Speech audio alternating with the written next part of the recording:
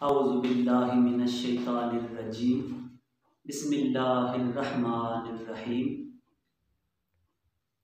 अल्लाहुम्मा सल्लि अला मुहम्मदिन व अला आलि मुहम्मदिन व बारिक व सल्लिम व सल्लि अलैहि।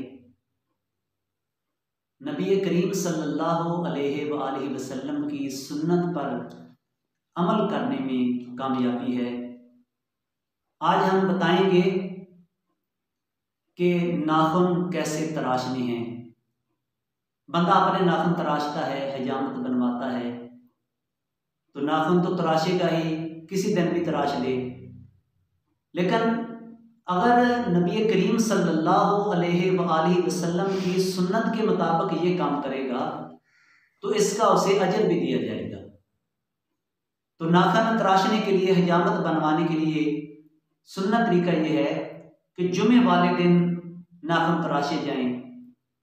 और तरीकाकार ये है कि सबसे पहले अंगूठे के साथ वाली शहादत वाली उंगली का नाखून तराशें, इसके बाद दरमियानी बड़ी उंगली का, इसके बाद छोटी उंगली और फिर सबसे छोटी उंगली का।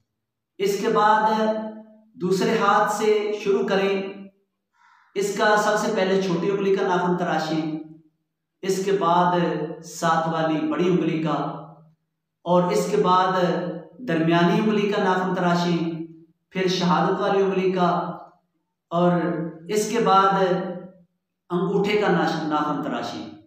और सबसे आखिर में, ये दाएं हाथ से हमने शुरू किया था, दाएं हाथ के अंगूठे का नाखून तराशें।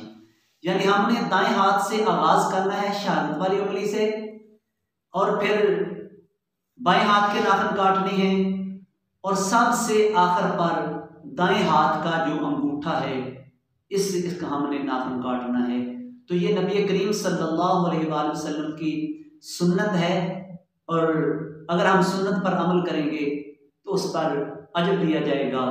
और जो सुन्नत लोगों ने तर्क कर दी हो, लोगों ने छोड़ दी हो, अगर बंदा उस सुन्नत पर अमल करेगा, उस सुन्नत को जिंदा करेगा तो उसे 100 शहीद का सवाब दिया जाएगा। अल्लाह तबारक व तआला अमल की तौफीक नसीब फरमाए।